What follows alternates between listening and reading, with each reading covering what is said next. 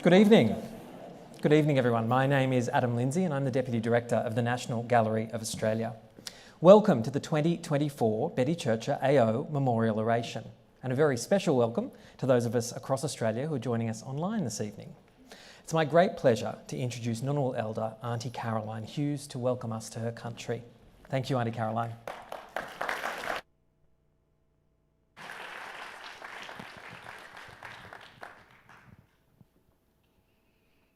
Give a girl a microphone and she wants to sing. No, I won't.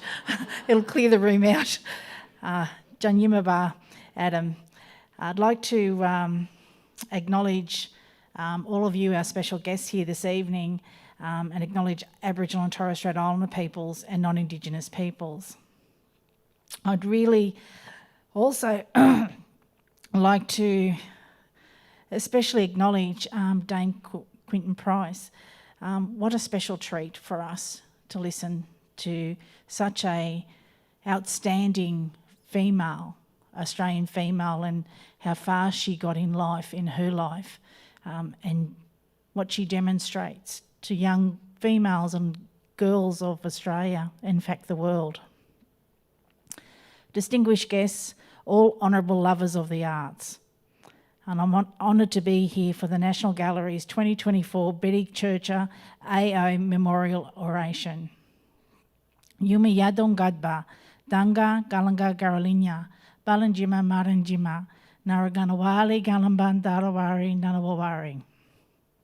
I'm actually one of many Ngunnawal elders that have the cultural responsibility and privilege to provide welcome to country and other ceremonial practices on our lands. The welcome to country isn't about welcoming Australians to your own country, our country. The welcome is an actual invitation to be part of an ancient tradition that's been with us since time began, an opportunity to walk with us. It's about the understanding of the deep sacredness and enduring connections that Ngunnawal have with our Dara, our homelands, Nura, our home. This ceremony is one of many that is unique to this beautiful country of Australia, and one that all Australians should feel encouraged to be part of and proud of. After all, it sets us apart from the rest of the world. Throughout history on Ngunnawal country, intergenerational creativity was an opportunity to learn and grow with our dreaming, teaching our children to keep and share knowledge with art, story, songs and dance, during which we connected through shared experiences to promote the pathways of knowledge and promoting kindness and love amongst us, creating opportunities that nurtured us to understand and connect within our deep sense of being by seeing, thinking, feeling, to make without words always needed. And what we began with was Yinjamara, a beautiful Ngunnawal Wiradjuri word that means respect, but it's much more than that. It's about listening to understand, not to respond, to breathe deeply, to look, watch and listen. Listen with your feelings and your eyes, not just with your ears. And it's a unique gift of my people to all of you, who are also my people, my fellow Australians.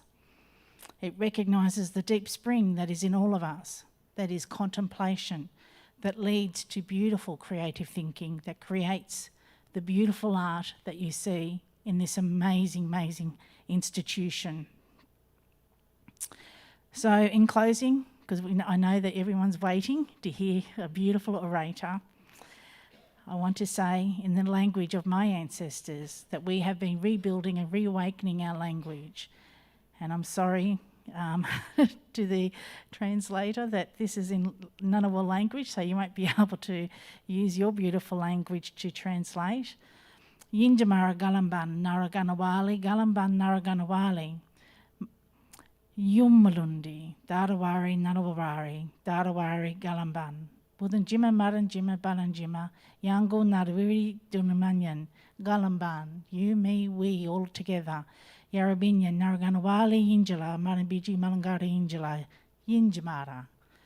Yinjamara, everybody. So In the words of Auntie Agnes Shea, one of our senior Ngunnawal elders who passed away early last year, "Nana yurabi krulili managai," you may leave your footprints on our lands. And it doesn't mean going out, especially tonight when it's so cold, and taking your shoes off and walking around in the dirt. It means thinking about what footprints are you leaving behind for others to follow in kindness, and hopefully making a difference for all people. Danyimaba, thank you.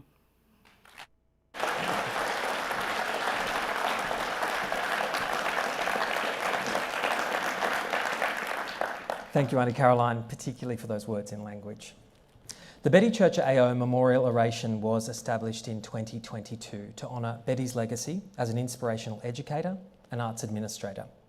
The oration amplifies the voices of leaders who, like Betty Churcher, inspire creativity, inclusivity, engagement and learning. Appointed in 1990, Betty Churcher is the first and only woman to become Director of the National Gallery of Australia. She led this institution with bravery, encouraging and challenging her staff and the public to see art in new ways. Her aim was always to give broad audiences the opportunity to enjoy art and its relevance to their lives. It is therefore no surprise that in 1994, Betty Churcher presented the first National Gallery exhibition anywhere in the world to tackle the challenging topic of HIV/AIDS. In November 2024, it will be 30 years since Don't Leave Me This Way, Art in the Age of AIDS opened at the National Gallery, and we're looking forward to commemorating this important anniversary later this year. It's also our pleasure to welcome members of Betty's family joining us tonight. I would particularly like to acknowledge Betty's children, Ben, Paul, Peter and Tim, and their families for their support of this important event to commemorate their mother's legacy. So we're delighted that in 2024, to give the Betty Churcher AO Memorial Oration is Dame Quentin Bryce, AD CVO. Now, when I think of Dame Quentin, 3 F words come immediately to mind. Number 1 is a word that you can only say in certain company. What with Australia being the land famous for the tall poppy syndrome and contemporary parenting that seems to have only one rule, that everyone wins a prize, first has become the ultimate F word. But Dame Quentin has barely had an appointment without the word first being associated with it. One of the first women accepted to the Queensland Bar, first woman appointed to the faculty as a member of the UQ Law School, inaugural director of Queensland Women's Information Service, and of course the first female Governor-General of Australia. And just like Mrs Churcher, Dame Quentin's pioneering achievements make her the perfect choice to deliver this oration. Now, I did say 3 F words, didn't I? Well, the second is fashion. I recall that Dame Quentin was a frequent visitor to Queensland Art Gallery, Gallery of Modern Art, during my time there, and she treated us to a dazzling array of sartorial splendour, from Zampatti gowns to perfect pantsuits. Dame Quentin was always dressed to the nines, as the rest of us, to adapt a phrase from lyricist Tim Rice, struggled at 6s and 7s. Now, the final word is fabulous. And either you already know just how fabulous Dame Quentin is, or you are about to find out. So, some housekeeping before I introduce the Dame. We'll be welcoming your questions throughout the oration tonight using the Slido online Q&A platform. If you're at home, you can submit your questions via the Slido link below the video. And in the theatre, please ensure your phone is turned to silent. Using the gallery's Wi-Fi, you can head to slido.com, enter the code CHURCHER2024 to submit your questions, and the details are on the screen just over there if you forget. Now everyone, please join me in welcoming Dame Quentin.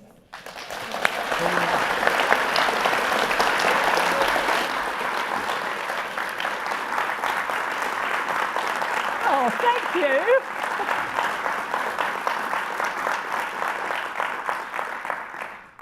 Thank you.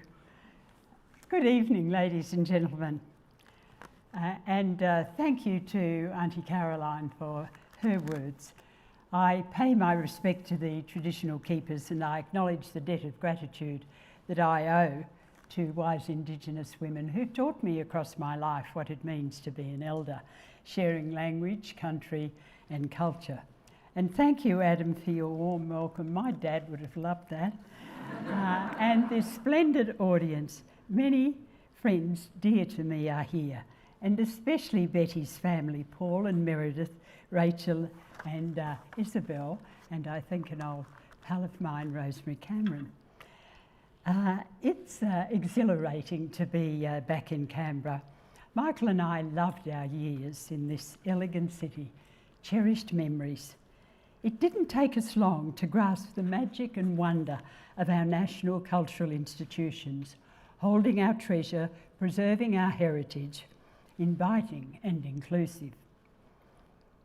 Still, I can sense the thrill of my first visit to this gallery to choose some paintings for Yarralumla. A few days after I took up office, 16 years ago today, I just discovered that. And I have to comment on those glorious white blossoms along there. I think they're some kind of pears, but oh, how beautiful they are. I looked at around the gallery with Ron Radford, and then I saw Springbrook with lifting fog. Bill Robinson's revelatory, highly theatrical rainforest, mystery, majesty, the might of the volcanic ranges of the Gold Coast hinterland. I couldn't believe that I could borrow it and that it would fit perfectly in the space on my wall. I cannot describe the delicious pleasure, happiness, contentment that this painting brought to me. It took me to the centre of myself, giving me a sense of place and a sense of belonging. It taught me how much a work of great beauty demands and how love grows as you search for its secrets. I knew that the gallery would become important and influential in my life in the years ahead. I used to come here to recharge my batteries, to learn about the renowned artists, the significant art. And when we went home to Brisbane, Michael and I took with us remembrances of joy, of unforgettable exhibitions, enormous pride in our National Gallery. From time to time, we returned. April 2015, to farewell Betty Churcher in Gandel Hall. I was deeply touched to join the tributes, the accolades, the recognition of a great Australian. It was for her sons, Ben, for Paul, Peter and Tim, that I turned to Maurice Sendak's classic of their boyhood years at Indooroopilly, where the wild things are, the exhortation, "Oh Max, do not go, we love you so. Oh yes, Betty, we loved you so." Ladies and gentlemen, it is a great honour for me to present the Betty Churcher Memorial Oration, an invitation I couldn't resist. I have gleaned across decades what a lovely thing it is to contemplate, to reflect, to speak of a person whom one holds in high esteem, respect, and with affection. The arts have given me friendships to treasure and so much more. I have observed how demanding it is to sustain a career there, the struggle to keep going. We say we value the arts and creativity. We talk about what they give to our nation and to our own lives, but this appreciation is not reflected in the way artists earn a living. A discrepancy evident in our cultural institutions, underfunded, under-resourced. The report from Creative Australia, released in May this year, Artists as Workers, reinforced some of what we know, but the statistics make the heart sink. Most alarming, it's actually harder than ever to make a living today. Half of our professional artists earn less than $10,000 a year from their creative work. 2 in 5 are not meeting basic living costs. 1 in 10 works full-time on their creative practice. Annual average income based on creative work alone, $23,000.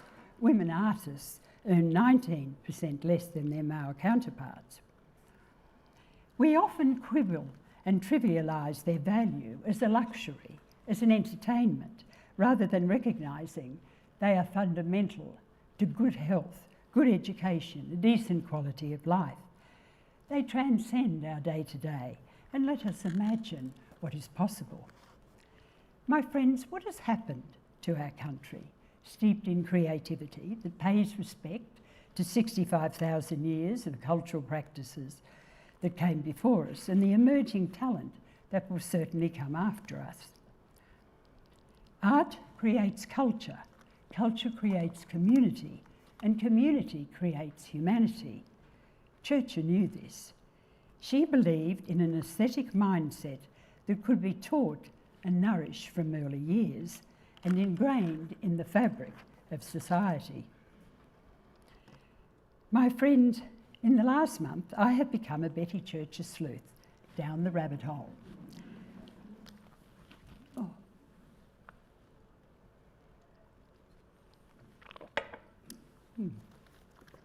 I have sought out her old pals, professional colleagues, curators, critics, journalists. You knew Betty, didn't you? What was she like? Betty was charming. The word used again and again. I prefer charismatic, that quality that invokes a compelling presence, physical and social attractiveness of character, empathy, wisdom. I talked to Lee Sales about her exquisite interview on the 7:30 report with Betty, near to life's end. Tender, courageous. Lee told me that Betty had some things she wanted to say to us. Her message was pretty straightforward. Go to the galleries, look at the paintings, stop and look and see. At her memorial, before we left the gathering, loved and loving family and close friends lingered. We talked about her legacy, Betty Churcher's legacy, and that's what I want to explore this evening.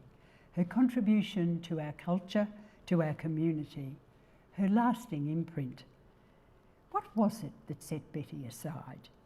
I'm always drawn to the early years, the way they shape our lives so deeply. Betty railed against hers, that little girl, Elizabeth Ann Dewar Cameron, born in 1931, the height of the Depression, daughter of William and Vida, sister of Ian. Her early memories of Southport by the sea, tickling her toes on the sand in the gentle water. When she was 3 or so, the Camerons went to Holland Park, on City's edge, cows and hens, dirt roads, best of all, a creek.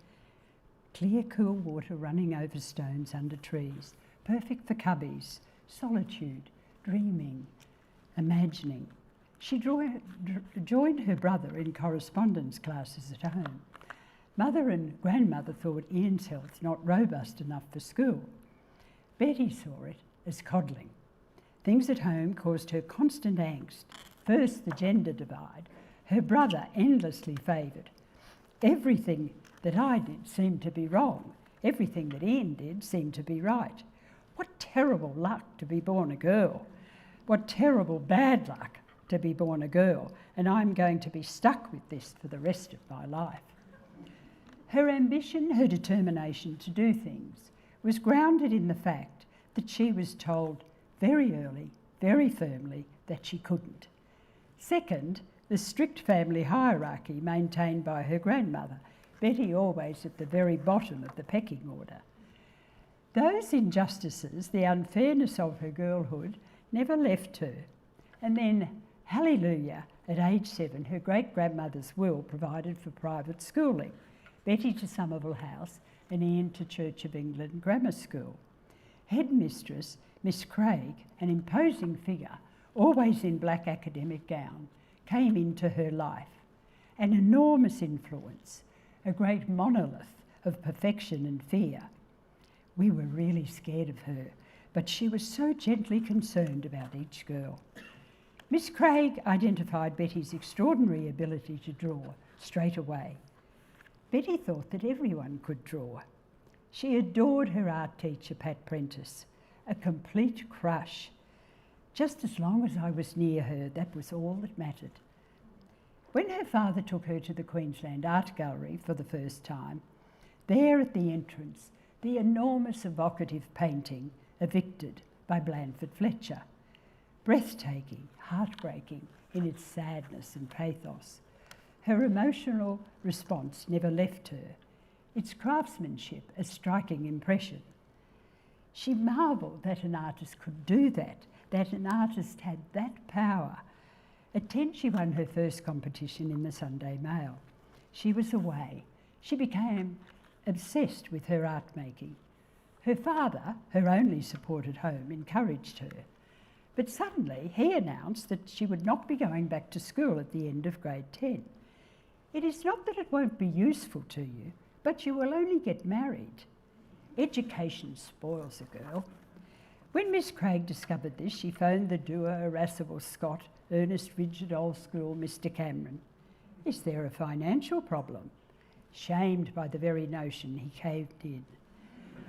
Betty back to Somerville House, fees waived in exchange for some art teaching in the junior school. Just 17, still at school, she sold her first paintings, 4 in 3 days. The Younger Artist Show at Finney's Gallery. The Darnell Fine Arts Committee paid 4 guineas for Frosty Morning.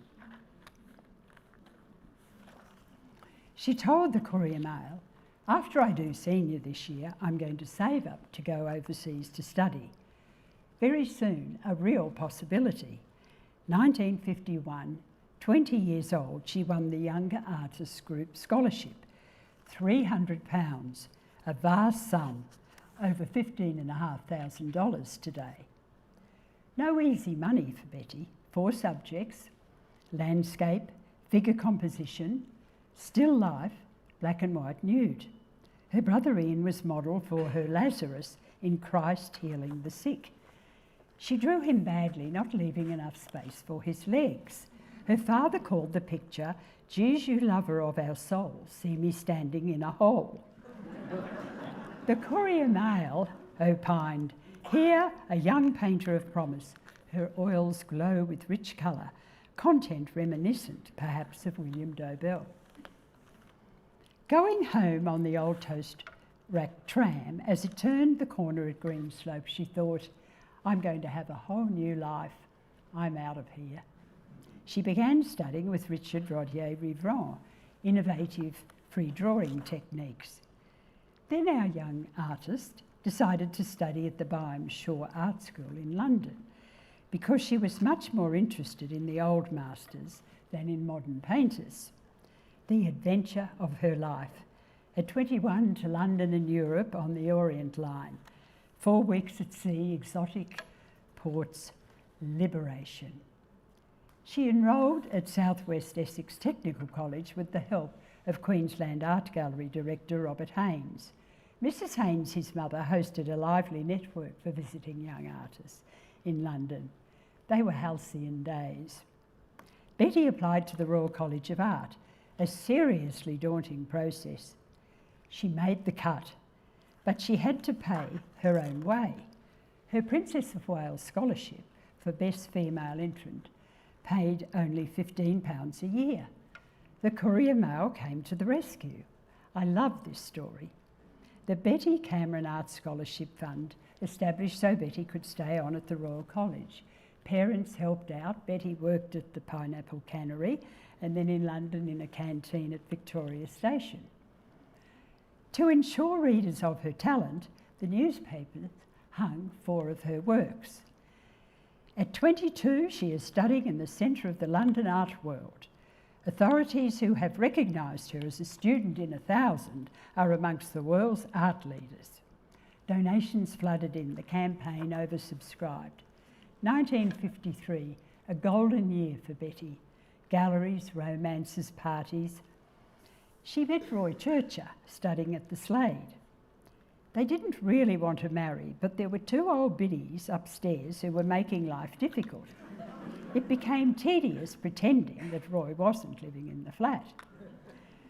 After 3 idyllic years at the RCA, Betty graduated a first-class pass, the drawing prize, the travelling scholarship, every prize there was. She and Roy off to Europe 3 months, art and beauty. Oh, the wonder of it. In 1957, after 6 years away, Betty went back to Brisbane with Roy. She had absolutely no intention of staying there. London was her life now. But Roy decided he didn't want to leave. She hated being back in Brisbane. It was all about Roy and Roy's work. The Churches set up classes at the attic studio of the School of Arts in Ann Street. and at St Mary's Studio in Kangaroo Point. They took over the lease there from John Mulvig. For Betty, a hard time, floundering with her art, the thing that she loved most in the world. The transition from her own style to the trendy stuff others expected was a tussle, a sense of inferiority, an awful churning. When she became pregnant in 1959, she made up her mind she would never paint again. Just before Ben's birth, she completed an enormous mural. The scaffolding became impossible. She had to call on Roy to finish the last strip. That was it. But her resolve not to paint wobbled when her baby was still small. Very quietly, she set up her easel and paints on the veranda. She closed the door. Ben could see her through the window. There he was, reaching for her. A terrible tantrum. This is hopeless, impossible, just forget it. Enchanting photos from 60 years ago of the little boys whom Betty totally and absolutely adored help us understand her momentous decision, perhaps. Bill Robinson hints that her retirement from painting may have been more about a desire to let Roy shine than a sacrifice made for her children. He suggests that Betty's withdrawal meant that Roy could dominate this very competitive space. That you can be born with an extraordinary talent, but if you don't have the passion to get through the diversions, you cannot keep going. Betty told herself, if you can't paint, then the next best thing is to be in something where you are looking at it or talking about it. She returned to what she knew and loved, to teaching at girls' schools, including my own. The archives there hold endearing accounts of the enormous impact Betty had on her students across 15 years there, including a special ability to stand in front of the class between the two blackboards and write and draw on the boards with chalk in either hands. Betty found something magical about those years in high school, 13 to 17. Girls so malleable, so ready to receive things, so alive to new ideas. In 1971, Robinson, her great friend, then teaching at Kelvin Grove Teachers College, encouraged Betty to take on a full-time job there. Not so sure about connecting with older students, the who-me imposter syndrome that dogged her at every change in her professional life struck. But then she realised by training their teachers, she could reach out to more children. I have vivid, clearest, fond memories of Betty in those years, the tall, elegant, beautiful woman, cool, arty, admired. I loved her style, most of all that unforgettable smile that summed her up in my eyes. We all wanted to be like her. I look back with enduring and affectionate nostalgia on those years. Michael and I with two little ones back home from the swinging 60s of London, the exhilarating social change sweeping the world. And it was time for change in Australia too. That's what we talked about. And we loved talking about art, architecture, design, Marimekko, sleek modern Danish furniture, orifice glass, Costa Boda, Arabia. So different from what we'd grown up with. The so-called superwoman had arrived, the myth that we could do it all. Jobs, children, community. Working mothers, as we were quaintly called, lived on the edge of exhaustion. We depended on each other for survival. Betty had a coterie of loyal friends, many of them painters. She never lost touch with them. Ben Churcher reminded me recently of carefree family interludes, beach weekends, piling into the car, no seatbelts in those days, setting off for the Gold Coast, sun, sand and surf. Lunches on Sundays, dinner parties on Saturday nights, our social life, hospitality in our friends' home. Oh, the preparation, kids tucked up, ambitious, delicious, conversation sparkling, wit was ready, attention-seeking behaviour abundant, political argument sometimes intense. I was transfixed by the energy, the eccentricities, the gossip. Artists love gossip. Gallery exhibitions were the thing. Ray Hughes Gallery opened in Red Hill in 1969 and the Institute of Modern Art in 1975, the first contemporary art organisation in Australia. The Johnston Gallery at Bowen Hills, in Brian and Marjorie's timber home, lush tropical gardens, Shillam sculptures, became famous contemporary Australian art. Brian identified a solid group of artists who became household names: Drysdale, Ollie, Crook, Nolan, Shepherdson, Dickerson, Rigby. The Boyd Blackman Doors exhibition stands out in my mind. It was stunning. That was 1970, I think. Sunday mornings, once a month or so, art lovers, collectors, critics, the beautiful people, Betty and Roy among them, were seen at the Johnstons. Jats, crackers and wine the people were rather snobby about were served. Brian and Marjorie closed their doors in 1972, and in 1974, 50 years ago, Philip Bacon opened his, for some time now the leading commercial gallery in Australia. I have always loved soaking up the ambience, the personalities, the joie de vivre in a gallery. Betty always insisted she wasn't a party girl. Galleries were her métier. Openings, definitely not. What she wanted was quietness at home or under a tree, like the little girl by the creek at Holland Park. What she wanted to do was to read and to read and to read. The serious scholar, never lonely, who longed for solitude. The cat who walks alone, she called herself. Her devotion to art history, forever apparent. From 1972 to 75, art critic for The Australian. In 1973, her prize-winning book, Understanding Art. A triumph. It should be in every household. Betty was at Kelvin Grove until 1977. She began to feel a bit of a fraud. All of her qualifications were in art practice. She had none in art history. 1976, back to London and to New York to study for her master's degree at the Courtauld Institute. The undergraduate requirement was waived on account of the success of her book. It won a Times Literary Award. Renowned art historian John Golding was her supervisor. She wrote her thesis on the exhibition policy of the Museum of Modern Art in New York in the 30s and 40s. This meant working with Lee Krasner, Jackson Pollock's widow, and other members of the New York School. A testing time for her. She hadn't sat for an exam since she was 17. Can I do it? She asked. She was living in college. Money from Understanding Art paid for the boys and Roy to join her. They lived out of London.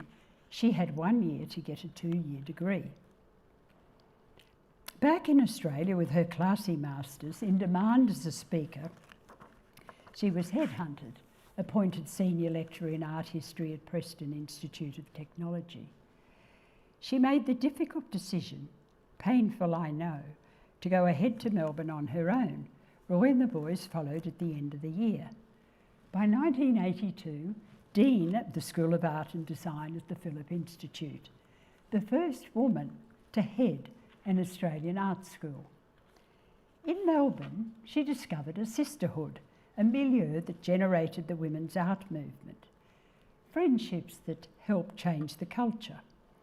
There was only one other female academic head at the Phillip Institute in the School of Nursing. Betty discovered that a woman's voice is a real problem in a big forum. They would just talk me down. Somebody told her, "Oh, Betty, you haven't a hope. All the business is done in the showers of the squash court." Betty, always opposed to hierarchical structure, ensured there was no hierarchy of opinion amongst her staff. 1983, she became chair of the Visual Arts Board of the Australia Council, later deputy chair of council. The following year, She wrote Mulvig, the Lost Antipodean. Highly acclaimed, her reputation established. Janet Holmes à Court, wife of the chair of the Art Gallery of Western Australia, went to see Betty in Melbourne in 1987. Would she be interested in the idea of the directorship of the gallery? My heart nearly leapt out of my ribcage. She'd always wanted to work in an art gallery, but she thought that at 56 she had missed out. Her first interview must have given her more than an inkling that she was in for some challenging interactions with Mr. Robert Holmes à Court. She observed him at the outset as highly intelligent to the point of genius. She noted too that he used silence as a tactic. Exhilarated by the opportunity, a great stepping stone for her, the first woman to run a state gallery, she got stuck in, a major reorganisation lifting its public profile, doubling in its attendance numbers. She brought in some fabulous exhibitions. She took risks, made bold decisions, and she stood by them. In 1991, she collected the first of Robinson's creation series. In 2014, she described it in her second notebook, its symphonic grandeur that the 5 canvases take on together. This is the first time that this aspect of an Australian landscape has been told in this way. It was huge disappointment for her to leave Western Australia without seeing all her plans come to fruition. She felt she had no option. Robin Hughes's riveting and deeply affecting interviews with Betty explored the tough gullies she struck there. Women first seldom talk about the slings and arrows, the scars that come with breaking the glass ceiling. Betty did with candour and insight and courage for others. 1990, her appointment to this esteemed gallery. 58, mother of 4 comes in, they wrote. Betty who? They asked. What were they expecting, that she would bring a duster? Well, she did. She dusted off quite a few things. Her start was pretty rough. James Mollison, her predecessor, the gallery's first director, had set it all up and she wanted to change it. It looked as though she was flying in the face of his wishes. Right at the beginning, she foresaw the diminishment of public funding and wanted to focus more on private sector, sponsorship and philanthropy. And the roof was leaking. She said she was in favour of regular blockbuster exhibitions, so the nickname, and it stuck. Her responsibility as director, she believed, was to protect those aspects of the gallery which are most at threat. The little band of curators is what the museum is all about. She wanted to give them the opportunity to make their own exhibitions rather than just accepting pre-packaged shows from overseas. I remember the thrill of coming to Canberra to see some of them. Rubens and the Italian Renaissance, Michael Lloyd's Surrealism, and then the jaw-dropping Turner. These enlightening, amazing exhibitions did just what Betty wanted, arousing curiosity, encouraging inquisitive looking. Jan Meek, former senior advisor at the NGA, observed, most people walk past everything in the gallery at a pretty fast clip. But if you give them a little anchor, a hook, they'll pause. Betty was fantastic at that. She expanded the purview of visual arts dramatically. Jan had a complete map on how to do things in public relations, and she did everything to support Betty's ambition. Ladies and gentlemen, leadership is a quality. Betty's distinctive traits, collaboration and consistency.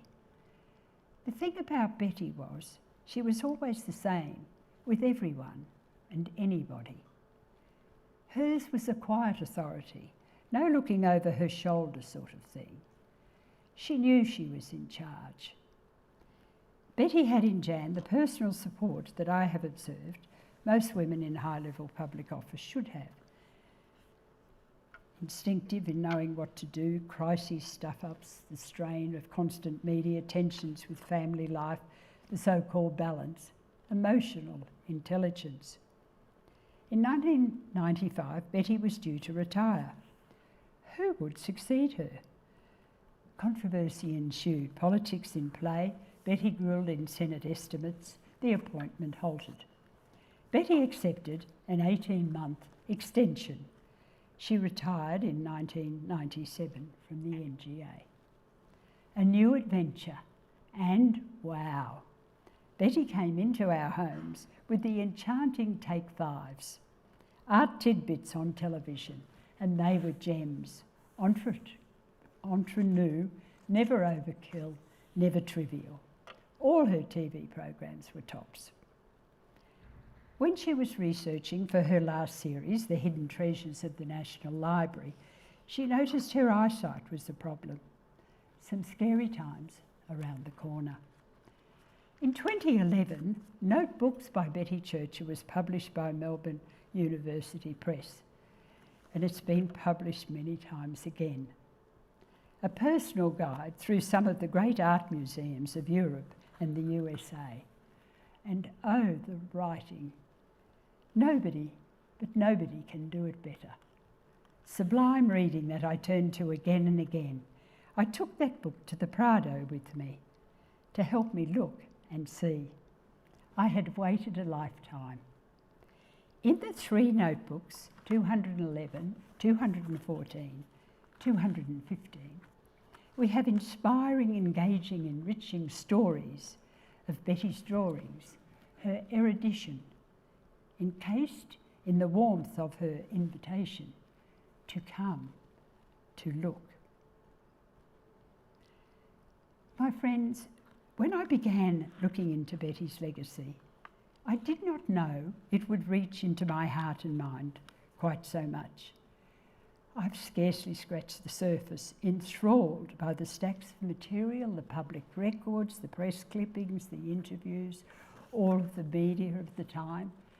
Betty shared her opinions, ideas and decisions openly, candidly. A life, an archive, deserving, I believe, of a written biography. Never have the arts had a more powerful advocate, a more brilliant communicator, always accessible, sometimes in a deeply personal, intimate way, that causes one to pause, to contemplate her boundless generosity, her extraordinary gift.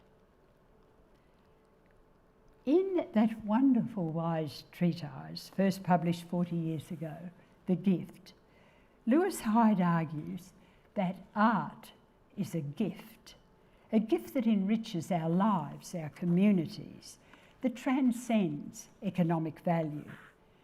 Gifts encourage reciprocity, a two-way exchange, not only physical things or objects, but in sharing one's own time, knowledge, passion.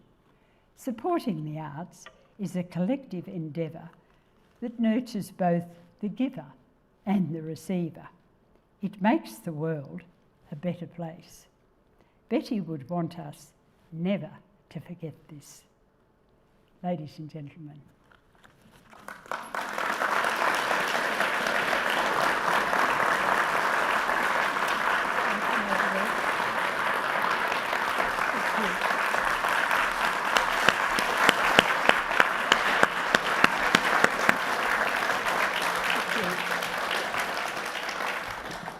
Thank you so much for a tremendous oration. Scary.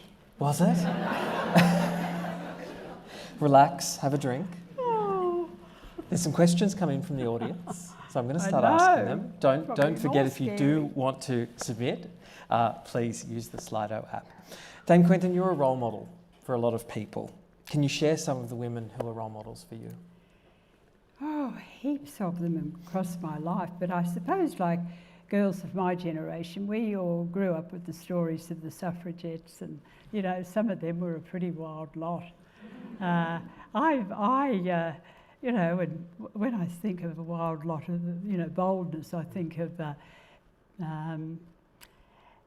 Earhart, you know, the aviator. Amelia. Amelia Earhart, who said, never say no when a new adventure offers. I mean, that's what we loved about the suffragettes. Yes. And really since then, there have been generations of women who've inspired me and been a role model in terms of courage and belief in oneself and, you know, having a go and taking risks like Betty. Yeah. You know, I think of the wonderful women scientists like Marie Curie and reading all those stories growing up. And we love the nurses who came back from the Pacific, you know, when their ships were bombed during World War II. And then the 1956 Olympians, we all got around in our shorts and little white sand shoes thinking we were going to be like that. I think that was in 56. I mean, so many wonderful women, and, you know, coming up to more recent times in my life, I think of people like Dame Quentin, who was chairing the National Women's Advisory Council when I was on that, watching her leadership and how she did things. And of course, we were terribly impressed, 12 of us, 12 women from different parts of Australia. Some of us had met before, but most of us didn't know each other, and we were getting each other's measure. And I remember how impressed we were when Beryl would pick up the phone and go, "Get me Malcolm."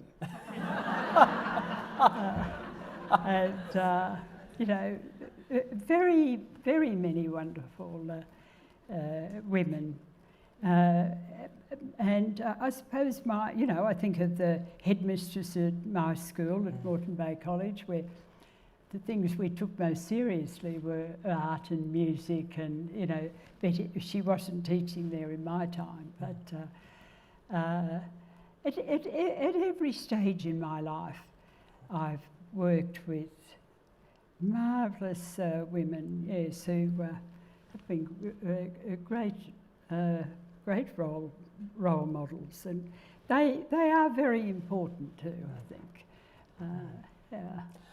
You described in your oration some of the attitudes that Betty faced. You might call them sexism. Did you identify, did you have moments in your career as being a first where you faced similar challenges or had crises of confidence, or are any of those? All of that. Yeah. All of those things. Yeah. You know, I'm a girl of the 40s or the 50s, I suppose, and in my 80s now, and yes, all of those things. And I like to pass on the lessons I've learned to younger ones. I do recall, of course, the shock of discovering I think it wasn't really till I was at university, or maybe even after that, that I realised that you know, the extraordinary discrimination that women faced. I mean, finding out for the first time, and it wasn't till about then, I think, that you know, the person working beside me was earning you know, 33% more, I think. And also that extraordinary bar that we faced of having to resign when you're married. And that's what Betty, you know, I think Betty's would have had to give up her scholarship if it had been, or her place, yes, I think at the Royal College if she was married. And you know, the story about the marrying was tied up with that, and they thought nobody knew, and of course everybody knew. I think when she left the Royal College, they you know, they made some comment about it. Yeah. So many double standards. Yes.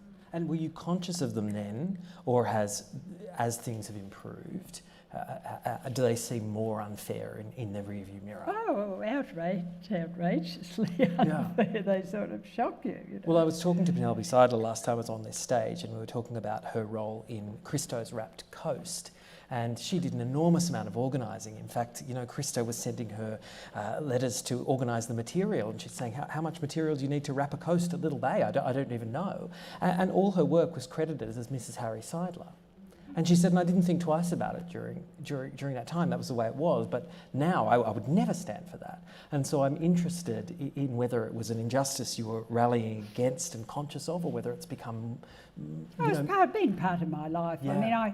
I mean, going back to the role models and the influence of one's early years. I mean, I grew up just expecting really to have it all, really. I suppose I had the advantage of being in a family of all girls, but I look back and think of the enormous debt of gratitude I owe to my parents, who, in the 40s when we were starting school, that they were completely different to Betty's father, and we just assumed we would be going on at school and going to university. Yes, but so it was a natural thing to grow up as a feminist. The stories that we read, and influenced always, of course, by my mother,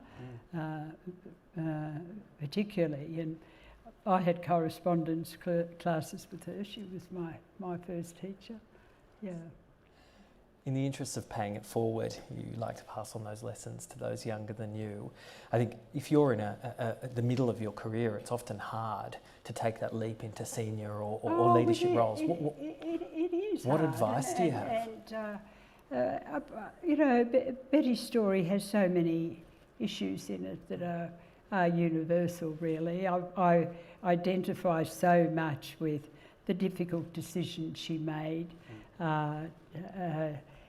Because she took on really being the breadwinner in the family.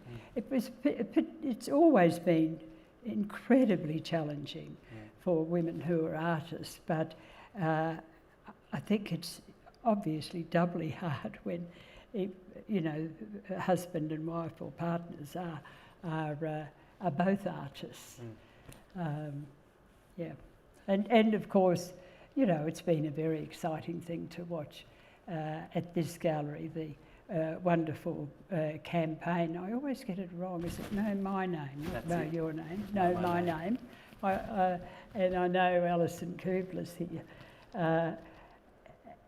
I think it's been such a wonderful thing, that campaign. It's been incredibly successful for us all to learn about the unsung women artists. I've absolutely loved it myself, and enjoyed enormously learning about people like, we call them Simon Spowers. Everybody knows those two names now.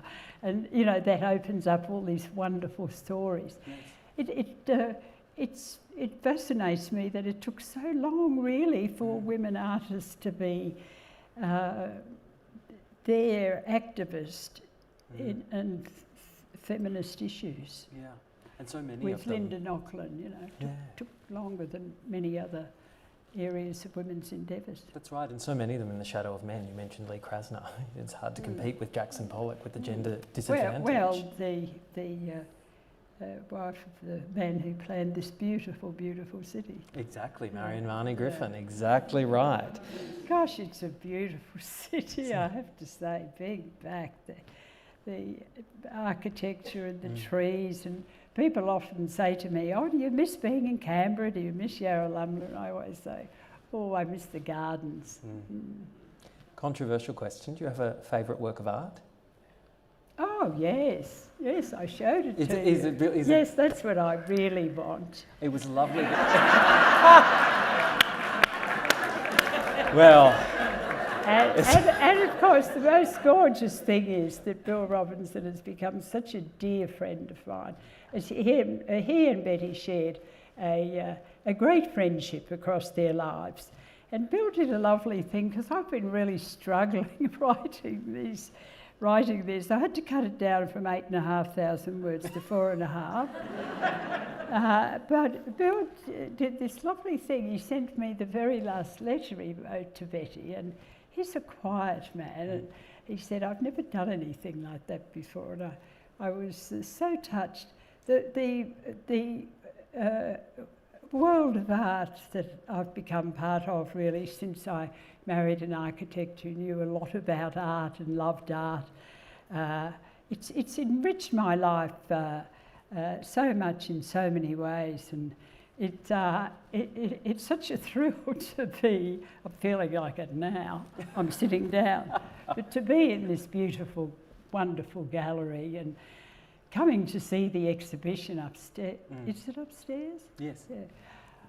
Last night, it's such a knockout, and so it's a great compliment to be asked to be here on this occasion. That's a great compliment that you agreed. Thank And you. we do have a program called Sharing the National Collection. I'm wondering whether your home would qualify to share this. We'll check the guidelines for that.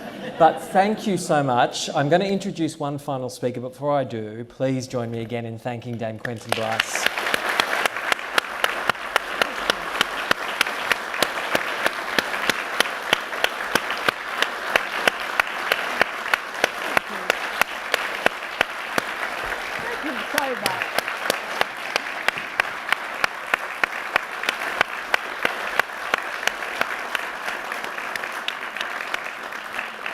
To close out the evening, we have one final speaker, the Deputy Chair of the National Gallery of Australia Foundation, Mr. Philip Bacon, AO.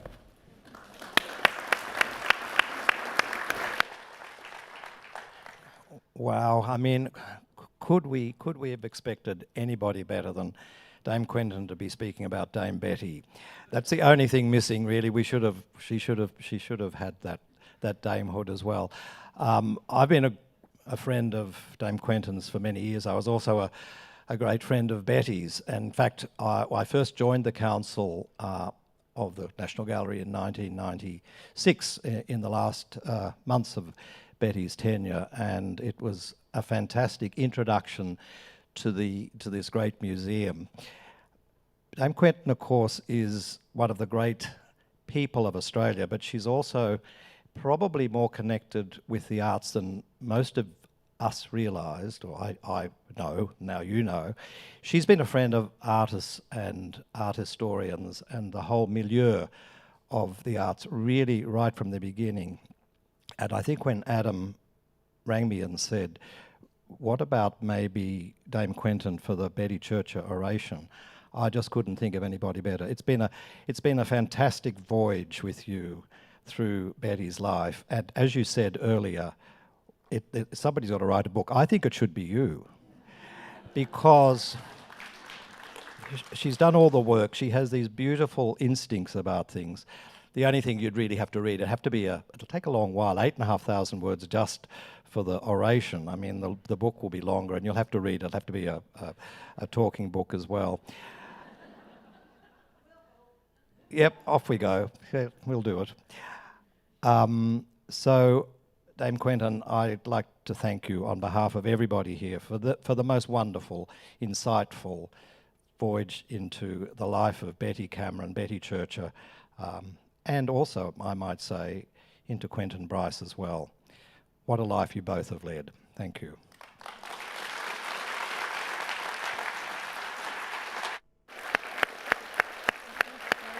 Yes.